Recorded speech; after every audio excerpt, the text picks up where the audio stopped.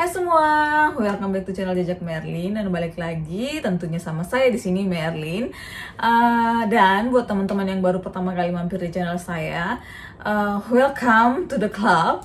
Di sini saya banyak menjelaskan soal WHV, cara kerja di Australia, study di Australia, dan berbagai hal soal Australia, termasuk traveling di berbagai tempat di Australia ya. Kalau teman-teman tertarik ya silahkan subscribe channel ini ya, karena subscribe itu gratis. Anyway, nggak usah panjang lebar, sesuai janji saya minggu lalu bahwa masih dalam rangka sesi permobilan, hari ini saya bakalan membahas soal gimana sih caranya beli mobil di Australia. Karena banyak banget yang masih nanya-nanya, Kak gimana sih caranya mau beli mobil di Australia? Meskipun sebenarnya kalau teman-teman udah ngikutin channel ini dari lama, waktu itu saya sudah sempat sharing bersama Tommy. Tapi karena masih banyak yang nanya, jadi hari ini saya memutuskan untuk sharing ke teman-teman berdasarkan pengalaman saya pribadi ya. Buat teman-teman yang mungkin ada planning untuk setelah sampai di Australia mau beli mobil dan bingung mau mulai dari mana, silahkan nonton video sampai akhir ya. Semoga berguna buat teman-teman.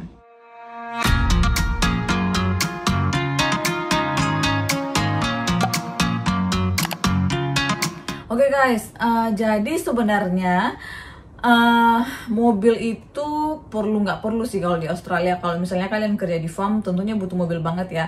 Saya pribadi kenapa setelah 3 tahun di Australia dan baru beli mobil sekarang, karena memang butuhnya baru sekarang. Dari kemarin-kemarin tuh belum terlalu butuh, apalagi karena saya pakai student visa sekarang, dan kalau pakai public transport tuh half price, jadi murah aja sih. Kalau dulu WHV sih ya lumayan ya, mending bayar bensin daripada mobil, daripada public transport sebenarnya. Tapi karena saya masih student, jadi kemarin tuh masih ditahan-tahan sampai akhirnya, karena saya selalu dapat weekend job, dan waktu weekend job itu saya harus pakai Uber. Jadi dari mikir-mikir daripada ngabisin $50 setiap 2 kali seminggu, duitnya itu kenapa nggak saya pakai beli mobil? Karena kalau beli mobil kan selain saya menghemat waktu, saya juga menghemat duit sih sebenarnya. Soalnya itulah kenapa alasannya saya beli mobil. Jadi buat teman-teman yang masih bingung apakah harus beli mobil atau enggak, silakan pertimbangkan baik-baik dulu sesuai kebutuhan ya. Jangan hanya ikut-ikutan doang. Meskipun sebenarnya mobil di Australia itu murah. Maksudnya mobil bekas ya guys. Kalau mobil baru ya mahal lah.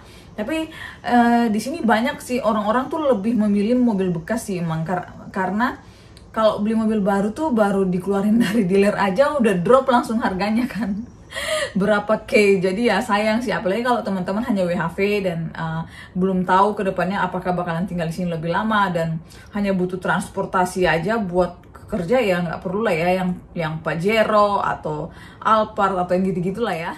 Seperti itulah teman-teman. Jadi kalau teman-teman memang setelah dipertimbangkan dan merasa bahwa butuh mobil, nah pertanyaan pertama adalah gimana sih caranya dapat mobil seperti itu kan. Nah sebenarnya ada berbagai cara. Teman-teman bisa ke dealer.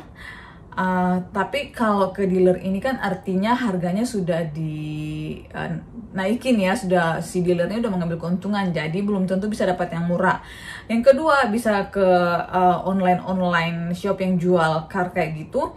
Teman-teman bisa lihat di sana, atau misalnya ke Gumtree itu bisa juga, sebenarnya banyak di sana juga. Atau bisa yang ketiga seperti yang saya lakukan, yaitu saya ke market Facebook. Jadi kalau saya pribadi sih memang menurut saya market Facebook ini lebih gampang ya daripada ke Gumtree atau yang lain seperti itu. Jadi itu kenapa kemarin saya memilih mencari di Facebook, karena secara setiap hari saya buka Facebook dan notification-nya itu ada selalu, setiap kali ada yang update jual mobil seperti itu yang sesuai dengan spesifikasi yang saya cari. Buat teman-teman yang planning untuk beli mobil dan nyari di Facebook, ya silahkan ikutin cara saya. Jadi waktu itu saya minta dikasih notification tiap kali ada mobil, kayak mobil saya Toyota Yaris, jadi saya minta ada notification tiap kali ada yang posting mobil Toyota Yaris di tahun tertentu dan di area tertentu. Jadi saya nggak mau terlalu jauh juga ngambilnya, misalnya saya sampai harus ke Townsville, harus ke Sunshine Coast. Menurut saya Sunshine Coast itu sudah lumayan jauh, jadi saya nyarinya hanya di daerah Brisbane sini. Nah, di sana itu akan ada banyak banget, dan kalau teman-teman laki biasanya murah banget. Dan ya seperti saya sudah mention tadi bahwa harga mobil tuh bener-bener murah. Mau teman-teman bisa mulai dari 500-an ke atas, terserah teman-teman mau sesuai budgetnya berapa. Tapi ya kalau 500-an ya teman-teman tahu lah ya, ada harga ada barang seperti itu. Teman saya ada yang beli 700-an ya, 20 tahun, tuanya 20 tahun, tapi dia bisa pakai untuk kerja ke farm. Sampai akhirnya pas dia pindah ke sini baru dijual, beli mobil yang agak bagusan sedikit. So ya, why not? Kalau teman-teman butuhnya buat kerja doang, why not gitu kan, selama masih bisa dipakai. Atau kalau memang teman-teman mau cari yang lebih bagus, yang lebih safety, ya mungkin cari yang harganya di atas 3.000 ke atas lah, 5.000-an ke atas lah. Kalau saya sih kemarin budgetnya emang 5.000-an ke atas ya. Jadi karena saya mikir ini mobil pertama dan memang kemampuan menyetir saya belum terlalu oke. Jadi kalau saya mikir kalau saya beli mobil baru mungkin agak sedih ya kalau misalnya ada apa-apa. Dan ini mobil pertama saya, jadi saya ya nggak terlalu nyari yang gimana-gimana seperti itu. Nah, jadi ceritanya waktu itu saya sudah sempat beberapa kali janjian sama orang karena di Facebook udah chatting-chatting mau lihat. Jadi kalau teman-teman sebelum beli pastikan selalu inspeksi ya. Kalau saya karena kebetulan ada partner yang lumayan tahu soal otomotif, jadi dia yang bantuin untuk lihat. Yang pertama kali saya lihat kalau dari Facebook sih ya, saya menyeleksinya melalui kilometer ya, tahunnya berapa dan kilometernya berapa. Saya selalu nggak pernah nge-DM nanya-nanya kalau sudah lihat kilometernya di atas 100. Jadi saya bakalan selalu nyari di bawah 100 dan tahunnya juga nggak terlalu tua seperti itu. Atau saya juga ngelihat historinya, pernah di kecelakaan atau something like that lah intinya. Jadi itu teman-teman harus perhatikan baik-baik historinya. Meskipun nyari yang murah, tapi jangan sampai yang safety kalian nggak terjaga gitu kan ya. So ya, kalau misalnya saya ngeliat ada di bawah itu, di bawah 100 km, 100.000 km, saya bakalan DM dia. Nah, waktu itu ada beberapa kali ketemu sama orang, tapi bolak-balik tuh mobilnya nggak terurus, atau misalnya nggak ada logbook, atau ada yang rusak-rusak. Banyak lah yang seperti itu ya, namanya juga mobil murah ya. Hingga akhirnya, tapi waktu itu karena saya nggak terlalu buru-buru sih, jadi ya sambil nunggu-nunggu aja. Makanya seperti itu maksud saya, kalau teman-teman nggak terlalu buru-buru, nunggu sampai ketemu yang serak aja gitu. Jangan asal sembarang beli. Nah, yang sehubungan dengan inspeksi itu, kalau teman-teman datang untuk inspeksi dan teman-teman nggak terlalu paham soal otomotif, sebenarnya teman-teman bisa bayar orang untuk datang lihat, ngecek benar-benar. Kalau yang udah serak, bayar orang. Mending ngeluarin beberapa $10, tapi aman daripada nanti kalian sudah beli segala macam dan ternyata harus memperbaiki. Karena dari pengalaman teman saya, ada yang belinya nggak terlalu murah juga, tapi pada akhirnya baru setelah udah dipakai beberapa waktu baru ketahuan kalau airconnya rusak dan terpaksa harus diganti. Dan itu aircon dan beberapa hal, dan itu membuat dia harus mengeluarkan biaya sebesar 10 juta lagi. Jadi kan ya nambah lagi kan, meskipun harganya 40 juta, kalau harus perbaikin jadi 60 juta ya sama aja, mending beli yang 60 juta tapi bagus gitu kan guys. Jadi benar-benar perhatikan waktu inspeksi, test drive dan sebagainya, cari lihat historinya gimana. Kalau teman-teman mau bahkan lihat histori yang lebih detail, kalau udah pernah masuk bengkel dan kecelakaan dan direparasi dan sebagainya, itu kalian bisa ada web yang kalian bisa lihat historinya. Ntar saya cantumin linknya di deskripsi ya. Jadi akhirnya suatu hari saya ketemu satu mobil Toyota Yaris putih di Facebook, dan waktu itu saya langsung nge-DM dia karena saya udah langsung jatuh cinta aja sih waktu itu setelah lihat bodinya oke, kilometernya masih 70. Akhirnya saya DM dia masih available atau enggak, terus lokasinya di mana, saya bisa inspeksi enggak, dan responnya cepet banget. Jadi hanya 2 hari saya langsung ke sana, terus lihat segala macam, test drive dan segala macam, nanya historinya gimana, alasannya dia dijual kenapa. Terus akhirnya udah langsung serak aja. Saya sama partner saya udah langsung sepakat. Jadi waktu itu kita langsung ngasih DP sekitar 10% kalau nggak salah. Dan waktu itu dia buat catatan pakai tulisan tangan sih, kayak kontrak gitu yang bakalan dilunasin hari Sabtu, karena waktu itu dia masih mau cuci dan bla bla bla bla, mau memperbaiki. Makanya saya sampai bingung kok baik banget ya dia ya, mau sampai servis dan cuci segala. Tapi ya namanya rezeki mungkin ya. Nah, setelah itu 2 hari berikutnya saya ke sana, terus bayar cash langsung ke dia. Dan waktu itu saya juga minta dia nyiapin RWC dan form rego kalau di sini istilahnya. Jadi RWC itu kayak surat yang menyatakan bahwa mobil ini layak untuk ada di jalanan, seperti itu.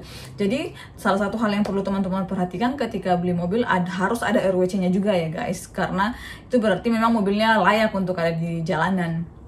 Dan untuk form rejonya ini saya minta dia juga yang ngeprintin, jadi pas saya ke rumahnya dia bayar segala macam, itu kita ngisi formnya sama-sama, tanda tanganin dan bla bla bla.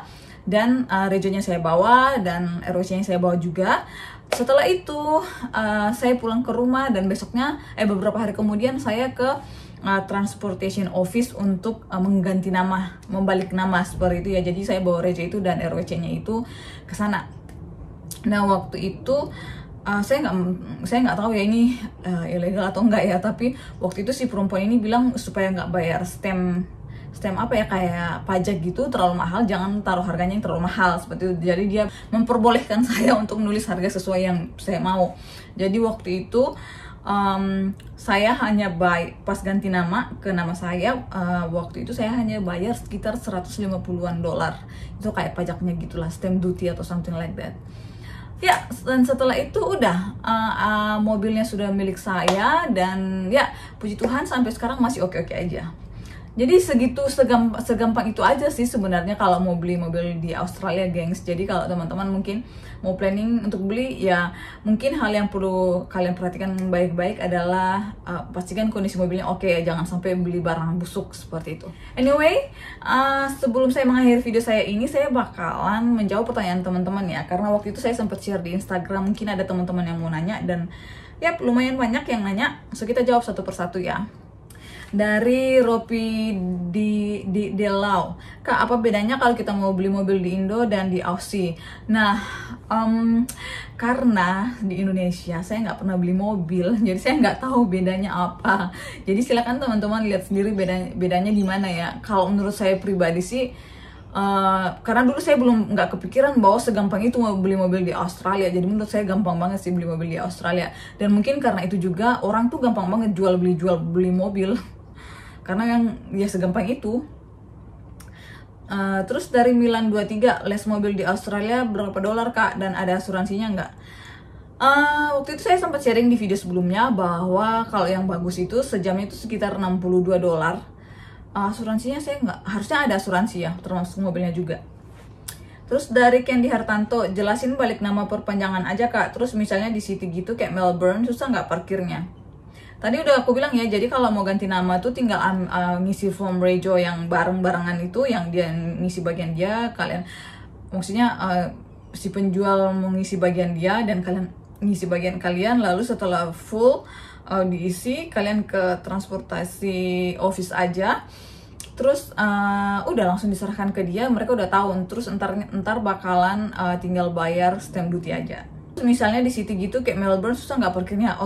Yang pasti guys, setahu saya kalau di city itu pasti susah, bahkan di Brisbane sini yang nggak sebesar Melbourne aja susah. Jadi kalau di city pasti susah ya. Jadi kalau kalian nyari parkir mungkin agak ke suburb. Terus dari Refsiela Harki, ada agen mobil second gitu nggak sih Kak? Karena aku nonton yang narasumbernya cowok itu kok ribet banget ya. Ini nonton yang punyanya si Tommy ya kayaknya ya. Kalau menurut saya sih mending nggak tahu, ada sih kalau mau agen kayak gitu ya berarti kalian ke dealer gitu kan, tinggal jadi doang tanda tangan di sana, tapi kan berarti kalian bayar lebih mahal, dan kalian, saya nggak tahu itu apakah udah pasti bakalan bagus atau enggak seperti itu. Tapi menurut gue sih beli sendiri pun lumayan gampang seperti itu, seperti yang saya ceritain tadi ya. Terus dari Marta Hayuning, asik, aku juga mau info banyak cara beli mobilnya, udah ya. Dari Yuni Anggriani 21, perlu ada persyaratan tertentu nggak Kak pas beli mobil, kayak wajib punya SIM atau visa atau apa gitu? Nah ini kalau misalnya SIM Indonesia saya kurang tahu, tapi harusnya bisa, karena teman-teman yang pakai SIM Indonesia pun bisa beli mobil, berarti kan bisa. Tapi karena saya pakai SIM Australia waktu itu, jadi ya saya tinggal ngasih SIM Australia doang seperti itu. Mungkin kalau pakai SIM luar negeri butuh paspor ya. Terus dari Gusterik 12, kalau udah pakai SIM internasional harus tes lagi nggak Kak di sana? Ini berhubungan sama mobil. Kalau pakai SIM internasional dan berlaku di state tempat kalian nggak perlu tes lagi ya, kecuali kalau kalian mau ambil Australian license. Terus dari Form Ablang, kalau mau beli mobil di Australia apa harus punya SIM internasional Kakak? Sepertinya harus punya translatean SIM ya. Kalau saya kurang paham juga karena saya pakai SIM Australia, tapi seharusnya sih harus ada SIM internasional, karena nggak semua state kalian bisa nyetir pakai SIM Indonesia seperti itu. Di Brisbane pun kalian sebenarnya boleh pakai SIM Indonesia kalian, tapi tetap harus ada translatannya. Dari Gilbert D'Angelo, kira-kira dokumen apa aja yang perlu diurus, biaya dan hal penting yang perlu diperhatikan? Yaitu kalian harus punya SIM, dan mungkin kalau kalian nggak ada ID, karena kan saya ID-nya SIM ya, mungkin harus pakai paspor.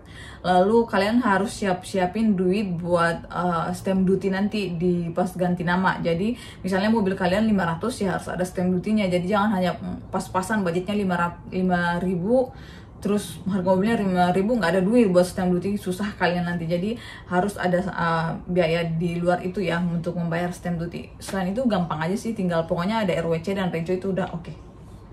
Terus dari Monisa Manoban, ngurus surat-surat beli mobil ribet nggak kak? Nggak ribet.